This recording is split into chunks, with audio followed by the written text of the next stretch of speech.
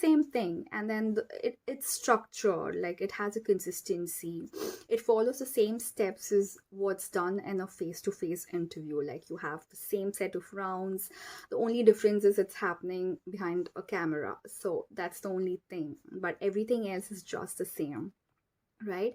And if you ask me personally, I feel video interviews are less stressful than a face-to-face interview, because I think a lot of you would agree on that, right? Because obviously you're not really facing that person, you're still behind the camera. So, it's obviously less stressful. And yeah, so that's a benefit, right? So obviously video interviews have a lot of benefits for, it's like a win-win situation for both the candidate and the company. So yeah, it's a good thing, definitely.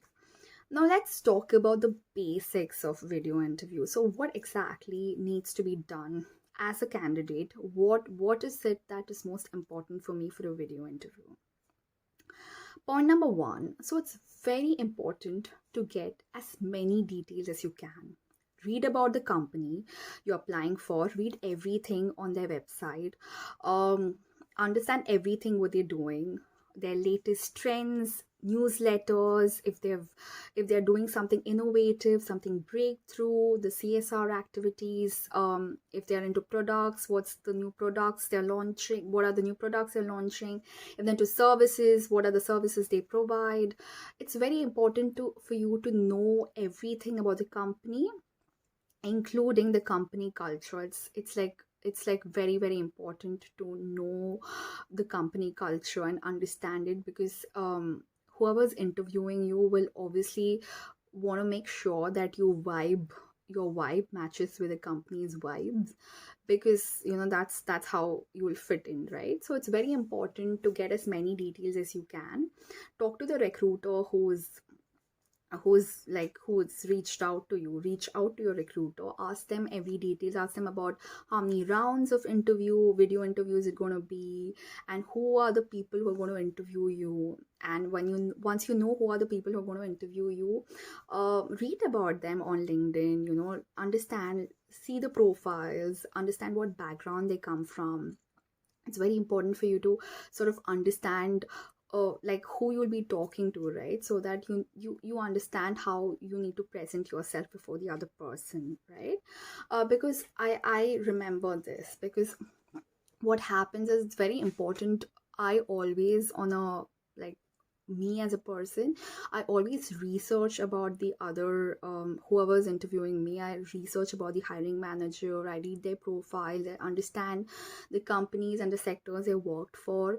So for example, don't assume things, right?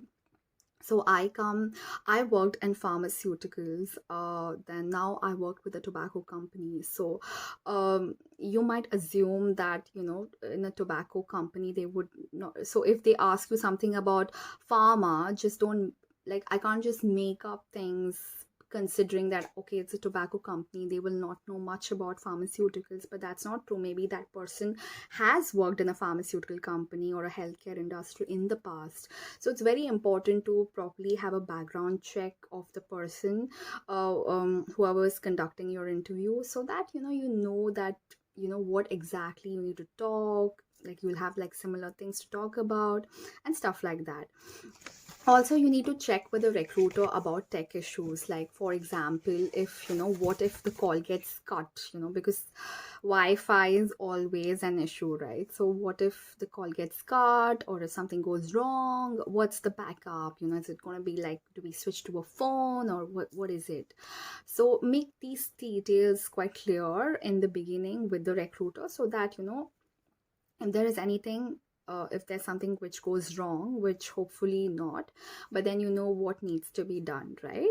So you need to do your homework very well, read everything about the company, study what they do, everything about the company, about the culture, then prepare questions to ask. Okay, so ask the recruiter everything, whatever doubts or whatever queries you have, just ask them. And I would like to again mention that please assess the company culture, understand their values, their ethos, what are their values, because when the interviewer interviews you, he's going to ask you questions to understand whether you fit in into the company. So for example, if one of their values is about being integrity, so he might ask you questions around you being about integrity, about you being an honest individual, like, so you got to know whether you would fit in into that company. So for example, if the ethos is about bold, being empowered, they would see if you are that, so you need to know what their culture is, so that your vibe is something which resonates with what they need. Yeah, if that makes sense. Okay, so that's something which you obviously need to know for a video interview. The next important question is, what do you wear in a video interview? I mean, like what most of us do, like especially when we are at homes, like let's just be honest, we just wear something nice, like a top should be fine, and then we wear pajamas at the bottom, right? You can do that as long as that's not seen in the camera, right? That's fine, like you can do that, but then make sure, all I want to say is your first impression is very crucial. Like what I talk, like for example, what I talk wouldn't make sense, but how I look, like how I present myself, my personality speaks more than my words, right? So you accept it or not, the first 30 seconds, I think I told this in one of my previous videos as well, the first 30 seconds is like decides a lot about your your future in that company. So basically, it's very important, like even before you talk, they just they make a judgment about you. Okay, I mean, it might sound a little brutal, but yeah, that's how people make judgment. Hell yes, they do make judgments. So it's very important to present yourself nicely and in a very, very, so that whatever you wear should reflect your personality. So wear something which reflects your personality, right? And uh first impression is the best impression. Then that is very true, because your first impression is very, very important, especially in interviews, because the way you look at somebody, the way you have eye contact, the way you smile, your body language, your gestures, all of these things count. And that as I say, the non-verbal expressions, they are as important as your verbal expressions, or sometimes more important. So it's very important to present yourself in the right manner.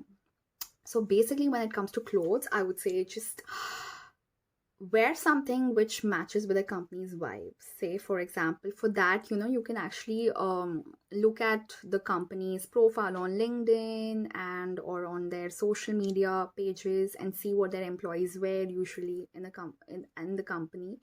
And if it's smart casuals, wear a smart casual outfit or whatever they're wearing. So the cultures are very different in different companies. So I've worked in unicorn startups back in India, wherein they wear like really casual clothes, and that's fine. Even the CEO wears that. So in such a company, you wear a blazer and you wear all suited up. It really doesn't match with the vibe of the company. So it's it's it's very odd. At the same time, if you're working for a traditional company, it's very important, like they're usually in the formals and the smart casual. So it's very important to understand what your company is, what's the vibe of the company, and then match your clothes accordingly. Yeah, so that's very important. And then yeah, and then look at their profiles on the social media pages. Look at their profiles and look at people who work there, see what they're wearing. Wear something nice, and it has to be I would personally recommend a smart casual wear. I think that's something which will look nice. Wear colors which are which match with which actually complement your background. Say if you're wearing white and you have a white background, that's bad, right? Because then it'll be like you just have a talking face and nothing would be visible. So that's very odd. So make sure whatever you're wearing, if you're wearing a dark color, maybe a lighter background. If it's a light background, if it's white, wear a dark colored shirt or a t-shirt. Yeah. And be mindful of what you're showing on the camera, the position of the camera, especially when it comes to your mobile.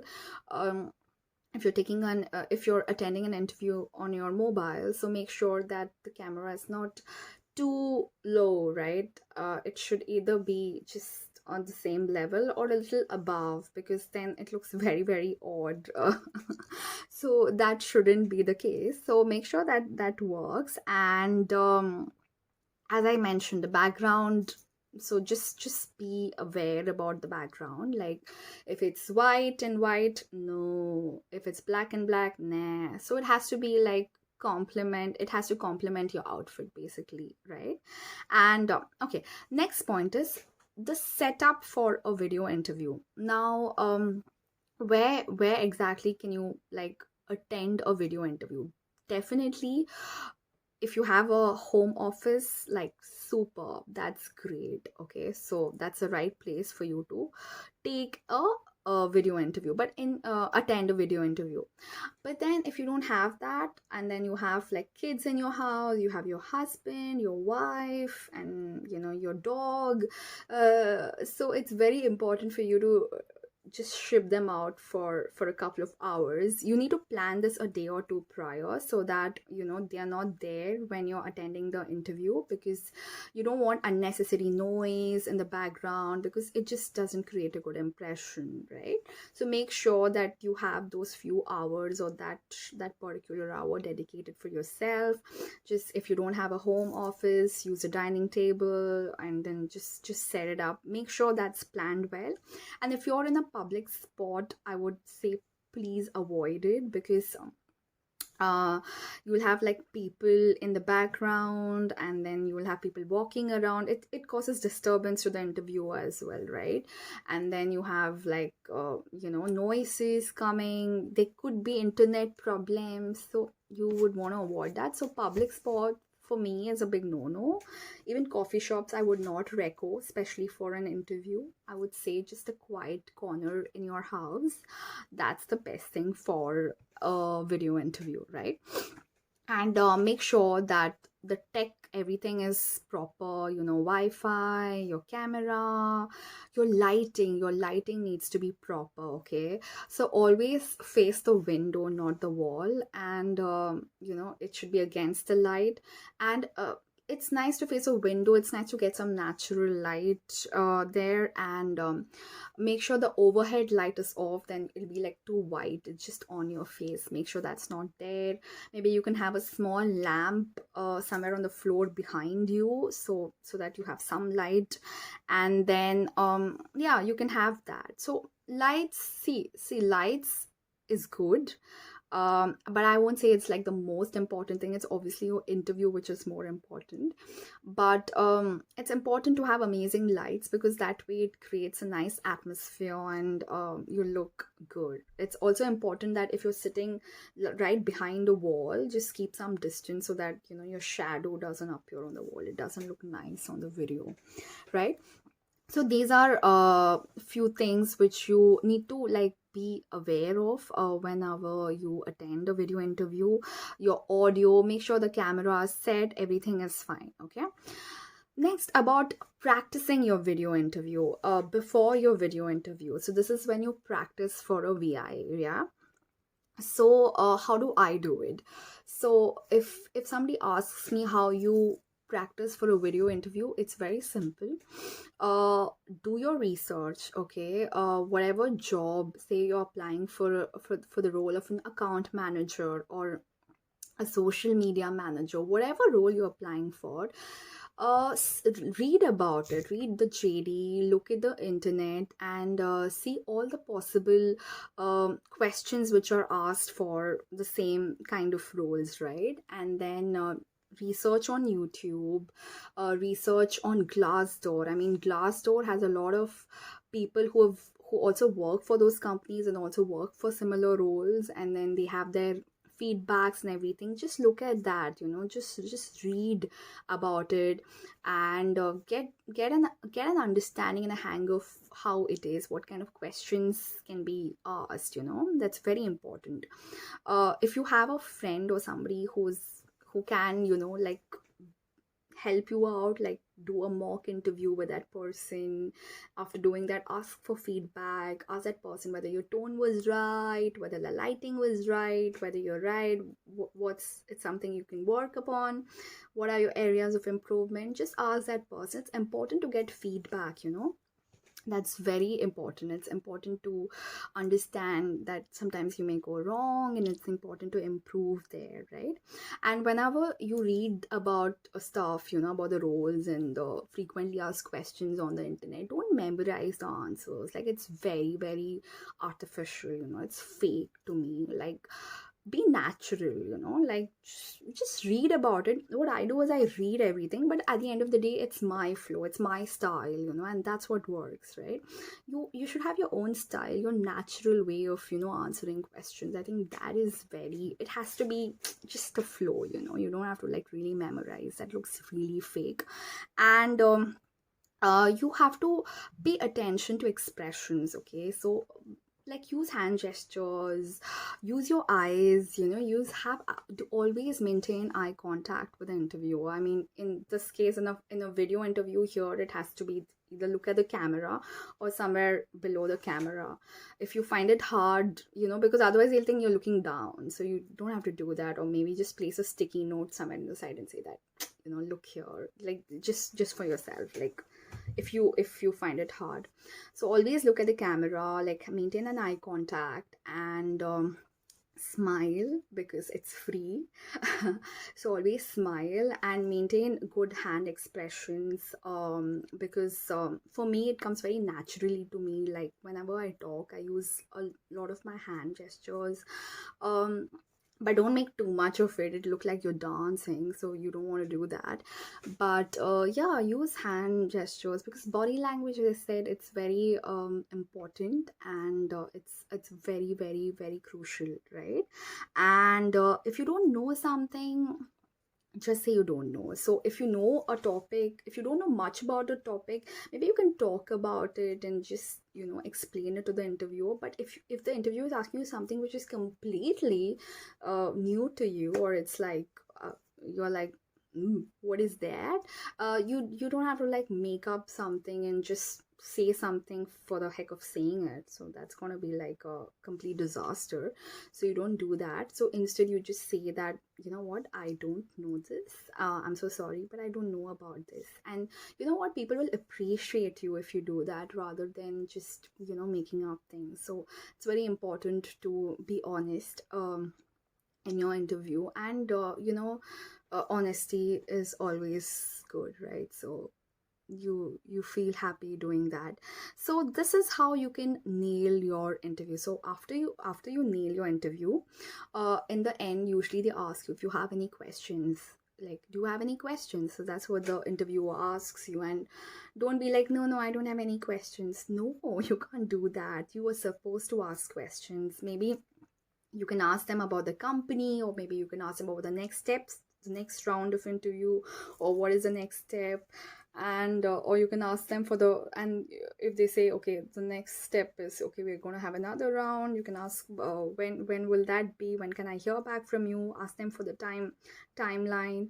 And wait till then. Like, if they say like, okay, we're going to come back to you after a week, maybe they're just stuck with some stuff, so then you wait for a week, and after that you can reach out to them. Don't reach out to them before that, because that's kind of creepy. Like, you're not even giving them time to like like, you're acting desperate. So don't be desperate.